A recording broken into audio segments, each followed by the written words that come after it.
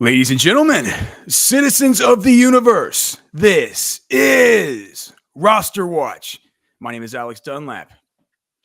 I'm joined by Cody Carpentier, and the show today is brought to you by Underdog Fantasy. Go to Underdog Fantasy today. Make sure to go sign up using promo code ROSTER for all of your action on the big game this week. We have tons of pick'em stuff that we're going to be getting into. We're going to go through our thoughts and ideas about what's going to happen in this game and put it to good use, man, over at Underdog. Underdog Fantasy promo code ROSTER. Get a 50% deposit bonus up to $1,000. And also a bunch of freebies this week, a bunch of gimmies, a bunch of, awesome promos over there. So if you've been on the fence about signing up an Underdog, I mean, now's the time, dude. Go get a bunch of action. They have action on basically every player. And we're going to talk about some of this again. Underdog Fantasy, promo code ROSTER. Cody, you excited about the big game, brother? I'm excited as hell for the big game. And the way you brought in the show, I felt like we were on the actual radio for a second there. So I'm excited. Final pick'em show of the year. It's not the final time we're going to be making some picks this month, but it'll be the final game of the year until August. It's fine. We still we have all 22 from all the players, man. You can stick that. You can just nowadays you can just cast it up onto your TV and just have football on all the time anyway, right? It's like we're not gonna worry too much about that, of course. Speaking of all this, I do have a dynasty rookie thing I want to talk to you about, but we have to start out with props because that's what's on the thumbnail. That's what we're here to talk about with this. Do you want to start out with one of the ones that you like, or do you want me to go first? I mean, I'll just take the layup here. This one I plugged in a couple days ago. The way Saquon Barkley has played this year, and the feature he has been in this team for this team over the course of the last, I don't know what, since that Commander game before Christmas on the ground, he's at 150, 167, 119, 205, 118. He's had three of those 5 games with multiple touchdowns. I'm just going to go ahead and take the higher than half touchdown scored for Saquon Barkley. If this game's going to unfold similar to how it did a couple years ago in Arizona in the Super Bowl, and it was 38-34, I think that thing finished out as Kansas City scored 18 in the final quarter to win that game. The Eagles were technically up. I think Saquon's going to be a feature piece here. You got to remember, this is the best offensive line in the sport. I think they have advantages. I think Philadelphia is they're going to have an opportunity to win this football game. And I think it's going to come down to a similar thing like the Buffalo game did. Who has the ball last is kind of my train of thought for this game. But I do think Saquon Barkley running the football, receiving the football is going to be a feature piece for the Eagles. Give me a half a touchdown for Saquon. I mean, he's going to score a touchdown, right? But just to play devil's advocate a little bit, I think that's probably going to be the most bet prop and the most selected pick'em. Is that the top one if you look across some of the sites? It's the most selected by a big margin before Saquon rushing. And so yeah, it's like a couple different sites have it for like 282,000 picks. I think another one has it for like 150,000 pick. Like it's the most selected. Doesn't it? I mean, feel a tiny bit fishy when you got the tush push and all the other stuff that could come in as swindly if they get down to the 1 yard line. 100%. But here's the thing: like I said, this is the best offensive line in football, and they're playing on turf. And Saquon is at his peak of his powers right now, fully healthy. And all it takes for these guys is this. You've watched a lot of football. I've watched a lot of football. Probably one of the favorite. My favorite player I've ever watched is Adrian Peterson. And it was like this. You watch a game and he'd get up to like that 17-18 carry mark, and you just knew that defense was going to break and there was going to be an opportunity. And that's not exactly how Saquon plays. Saquon's more of like the third carry of the game could go 80 yards. Mm-hmm. But that's a game-changing thing right there. And Saquon's been showing it all season long. Granted, he hasn't scored a touchdown in every single game. Like he didn't score against the Packers and Cowboys, still at over 150 yards in the ground, or 150 yards overall. But I think, these are the last 10 games: 2-2-1, 0-0-2, 0-0-2, and 3. So I'm just going to take the side of, I think this is going to be a high scoring game in the 30s. What is this, like minus 200 or by now or something? Probably. I know that it's going to. Score a touchdown. What? Yeah. To score a touchdown, he's minus 190. He's the leader in the clubhouse next to Jalen Hurts at minus 115. It's not like this extravagant, give me Xavier Worthy over 140. Like it's a Super Bowl. I know Saquon's going to score. I'm on Underdog, and I need to have more than 2 picks and more than one. What on Underdog does it give you? Like 0.7x or something like that? 0.67. Okay. I'm just adding it in. I'm just throwing it in. Okay. Just throwing it in. It's going to go onto the slip. You're going to get a little more juice to your overall slip because, when you go over Underdog, you have to either have 2 or 3 or 4 or 5. You can even have 6 selections on one slip. And I just want the layup. I want to go up there, maybe not the Stephen Curry type layup from last night's game against the Lakers if you watch that. But, I want the layup that's going to go in. I certainly did not watch that. So there was I'm not going to go into it. He missed 2 layups in one play. I don't want to hear it. LeBron hit a 3. Draymond missed a layup. LeBron hit a 3. It was Draymond Green is still playing on. Is Klay Thompson still on that team? I'm not sure where Klay. I don't watch basketball. All I know is that there was a 9-point run. Dude, those guys have to be getting old. LeBron had 3 consecutive 3-pointers, including 1 from the logo. And Steph missed 2 layups. Draymond missed a layup, and Steph missed a 3. It was horrible. All right. That's enough basketball for the next 5 years. Saquon, though, his layup is going in on Sunday. Here's my first one. So I saw this and I was like, I started thinking, well, how do you think this game's going to go? One of the things I was looking into this. I asked Grok earlier to just give me the last the last 5 games at in the Superdome, because I seem to remember these games that are in New Orleans seem to be kind of high scoring. Was the last one Baltimore San Fran? Think so. Yeah, it was 20. It was in 27, maybe 2017, something like that. But 4 of the last 5 have gone over. 4 of the last 5 have gone over, and indoor, I mean, they always are, but indoor, good, turf, fast track, all this stuff.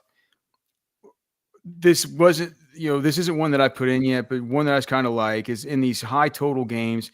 If we can get kicking points around, I love getting them at 6.5, but I don't mind getting them at 7, maybe even 7.5. We have Jake Elliott right now at 7 as far as his kicking points. If we think that this is a spot where traditionally in these spots teams go over, that would kind of usually be a lock for me. The only thing about Jake Elliott is if you go back and look at, there's a couple of things with Jake Elliott that worry me a little bit, and some things with Butker that worry me a tiny bit too. With Butker, it's mainly he hasn't been as good since he came back. He was injured for a while and been a little iffy, but he has had some time off coming into this week. For Elliott, what worries me more is, for one, it feels like on 4th down with the threat of, on 4th and short, or anything like the 4th and like 1.5 yards, something like that, tush push is pretty good. You know what I mean? And with Elliott, he's only been, I should have written it down, but I think he's like one of his last 9 or maybe one of his last 8 over 50 yards. So they don't trust him from far out right now. So a little bit worried about Elliott despite that. I just think Harrison Butker, he's some spots at 7 kicking points. I love that, but I think even 7.5 is one that I would be taking the more on in this spot. 48 is a really good, healthy total. I think this game goes over, and when it does, usually kickers get pulled along. So that'll be my first one that I'm putting in. Harrison Butker over either. I'll take. I think he's going to get like 8-9 kicking points. So I'm fine with 7 or 7.5. 1 and 8 this year on 50+ yard field. Yeah, it was like, all right. So 1 of 8, still terrible. I'm going to go with my second one as Travis Kelce. I told you this narrative last night, and this is a completely tinfoil cap right here. I think Kelce's going to go nuclear. He's been saving it. Everybody's known all year he's been saving it. That's why he hasn't been looked at as a dominant tight end, even though he had a 97 catch, 823 yards this season so far. 2 catches last week. He had 7 against the Texans on January 18th. He had 8 on Christmas. Touchdown each of those games. I think Kelce's going to have a massive one here. They put this number at 6 when I took it a couple days ago. Right now, it's 6 receptions, you're saying. still 6. Yeah, yes, 6 receptions, not 6 touchdowns or yards. 6 receptions for Travis Kelce. I think he goes 9, 10, 11 in this game. This is going to be, like you said, high scoring. I think as well, high scoring. Remember the Super Bowl 2 years ago, like I said, 38-34 in favor of the Kansas City Chiefs against the Philadelphia Eagles. That's the direction, or 38-35. Sorry, that's the direction I'm going to go. So I'm going to take higher than 6 receptions for Travis Kelce with the tinfoil narrative of him winning the MVP, proposing, and retiring. Okay, well, dude, I can't get. There's no books are offering this tinfoil narrative, but if they were, plus 10,000, can I get a plus 10,000? Dude, our guy Michael Lombardi calls that a St. Jude's bet. Just give the money. Just give the money to the kids at St. Jude's. He might win the MVP or what, dude. He probably won't. I mean, if he goes 12 for 180, I'm not sure he wins the MVP because that probably means Pat has like 350 and 4. Exactly. It looks like, and you can, on all these on the pick'em sites, you can, Underdog, you can adjust it. So if you do think he's going to go for 9 catches or whatever, you boost that thing up to 8.5, and you can go with it like that. Me personally, I look at this and I see, depending on where you're playing, but just talking about Underdog, what is it, like a 14 fantasy score over there? 13.5. I haven't looked today, but that's over Underdog. It is currently sitting at 12.85 fantasy points. Oh, so are people betting the under on it, or people are going under on it? Because I thought I saw it at 13.5, but to me, it's like if you think that Kelce's going to have 6 catches, yeah, he's going to have 72, 72 to 80 yards. He's probably going to score. I might be just as tempted to go with the fantasy score if you think he's going to catch 6 balls or up to 9. 12.85. That's not very many. On the PPR sort of pick'em sites, it looks like that's sitting at 15. I like that as well. Staying with a Chiefs player here, I'm going to go with my. So here's what I think. I think that Kareem Hunt at this point in his career doesn't have that much juice, and I don't know. I know that he's been playing ahead of Pacheco, and I don't really know how all that's going to go, right? I love the Philadelphia defensive front. And when I was thinking about this, I got it in my head. I was looking at the Kareem Hunt, the different markets for him. And when I saw the 19.5 yards on the first 5 rushing attempts, I thought to myself, man, I don't have anything to back this up. But it feels to me like that Philly defense, at least at first, they tighten the screws. They, it's hard to run on them at first just to start football games. They're hard to run on, period, but it's hard to get things going against them. That's kind of what I thought. And I went back and I said, all right, well, I'm just gonna go look at the game books and see. So here's what, if we look at the 1, 2, 3, 4, 5, 6, 7, 8, 9, the last 9 games, they've gone against this 1, 2, 3, 4, 5, 6, 7, 8, 9, 10, 11, 12 running backs of consequence. So in the championship round, Brian Robinson goes for 5 yards, 3 yards, 3 yards, 2 yards, 0 yards. So 13. So he goes under this, 19.5. Austin Eckler, 4, -1, 4, 3, and 1, 11 yards. He goes under. One that went over was the Rams, Kyron. Kyron had a 3-yard rush to start. Then he pops one for 20. Then he goes 4, 2, and 3. So 32 total yards for him. Mainly having to do with that 120-yard rush. He goes over on the 1 rush, right? Josh Jacobs, who's good, right? He better than Kareem Hunt. He goes 2, 2, 4, 3, and 3. So 14 total for him. He goes under. Tyrone Tracy, good. 0, 9, 1, 2, 2. So that's 14 total, under. Singletary goes 2, 5, 3, 4, 2. So 16, under. Rico Dowdle goes 1, 9, 3, 0, and 1. So that's what, 14 total? So that's under. In the regular season when they played Brian Robinson, He goes 1, -2, 0, 1, and 3. So 2 total. Pittsburgh, Najee goes for -2, 2, 0, 4, and -1, 7 total under. Jalen Warren, 1, 4, 4, 1, and 6, 16 total under.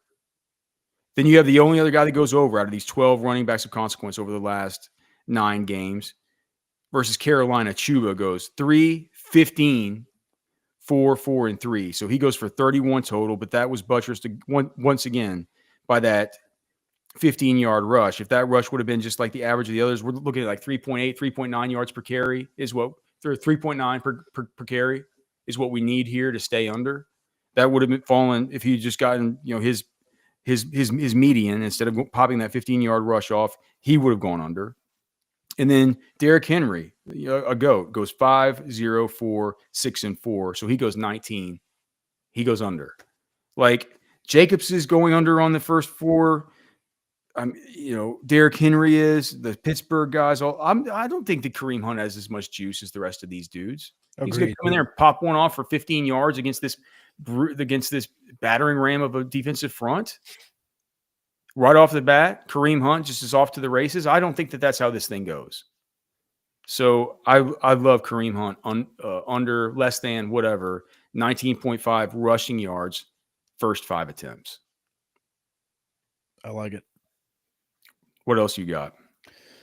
I was going to ask you one question. They have one that's sacks taken, and Mahomes and Hurts. Have you looked at this? Have you looked at these numbers? No. If you had to guess sacks taken, what would you set the number at for both Mahomes and Hurts? Jeez, I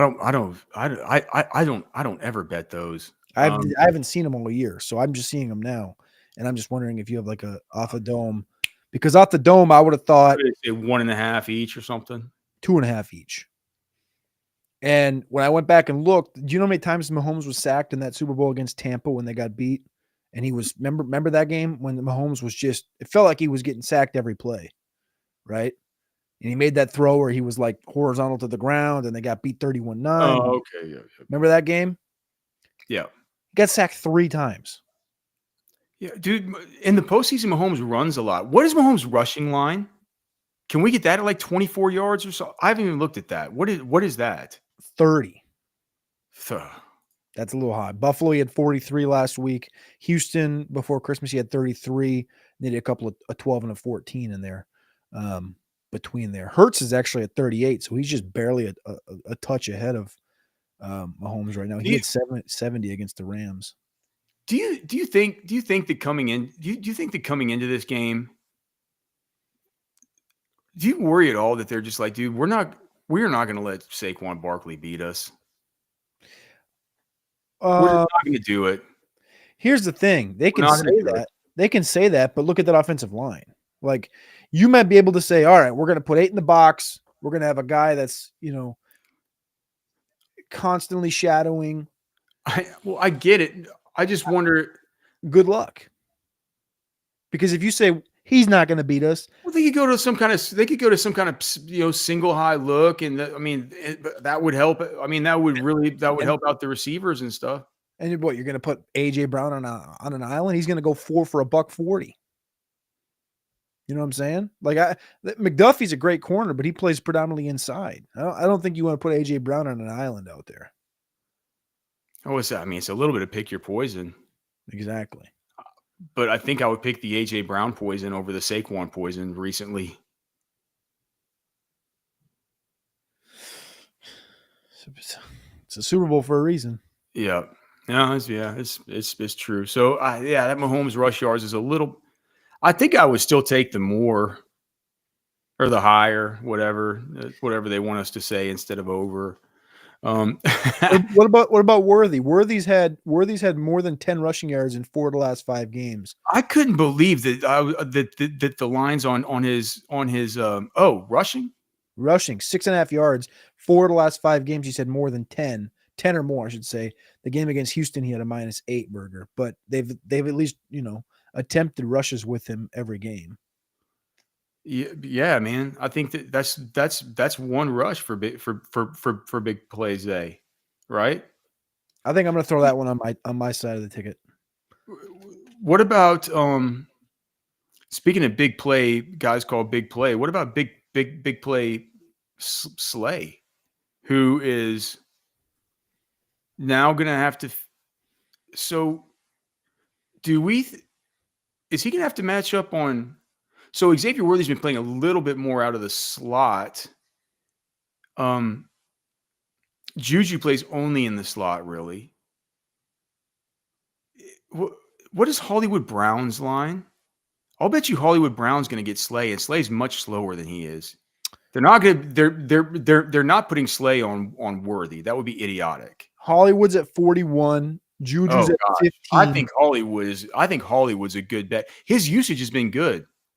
How weird is it? Is Hopkins going to retire at the end of the year? Yes. Gosh. Don't you think? I mean, I would think he does. I mean, he's kind of that archetype of the just like gone. Those bigger receivers that don't exactly have the speed, like him and Keenan Allen, feel like they're like probably, 3/4 of the way out the door. I like Hollywood here. I like Hollywood versus Slay. Okay. So I'm actually going to write that down. I might add that onto our prop sheet. Of course, you can get the Underdog / Ultimate Player Prop cheat sheet over at RosterWatch.com. But I think I'm going to add Hollywood onto mine. Over 41.5 receiving yards. Here's the other one. Or two other things that I just had kind of written down that I wanted to ask you about.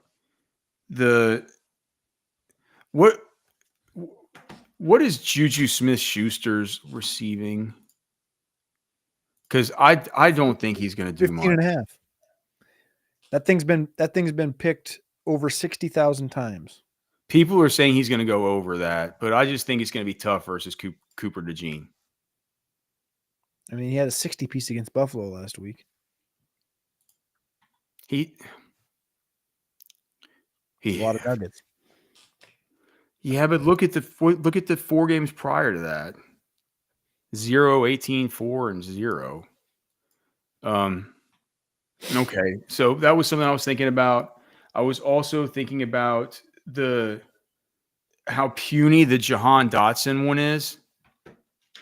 1 catch. Yeah, like 1 catch for. I mean, 3.5 yards.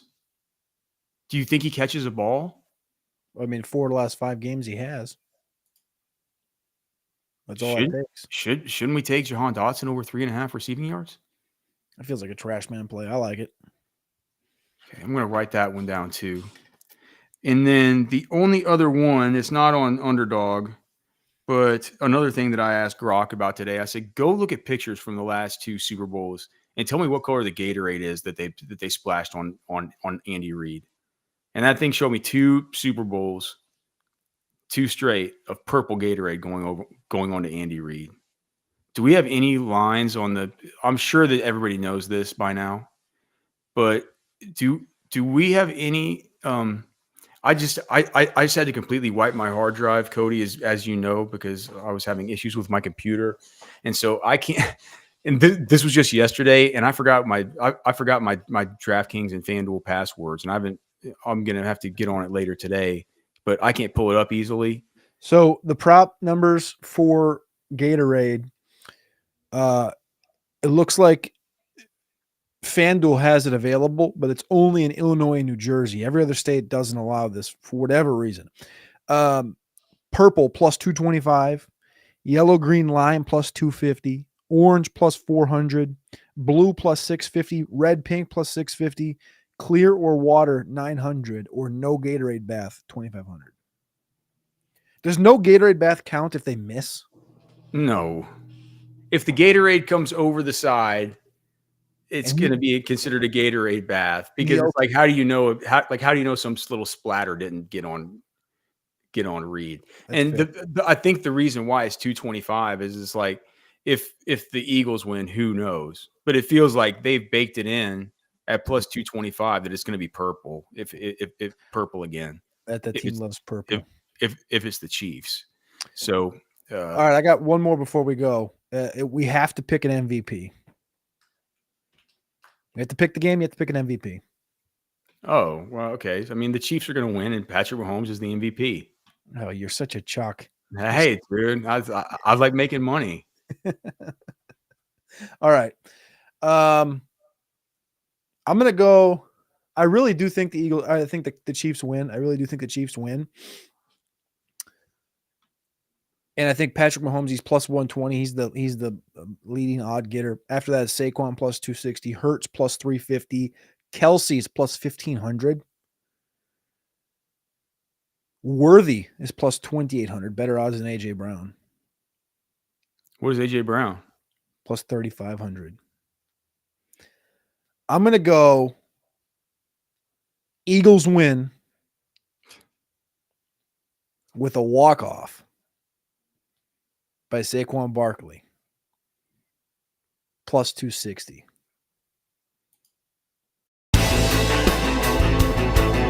This is Anthony Richardson, and you're listening to RosterWatch. This is AJ Brown, and you're listening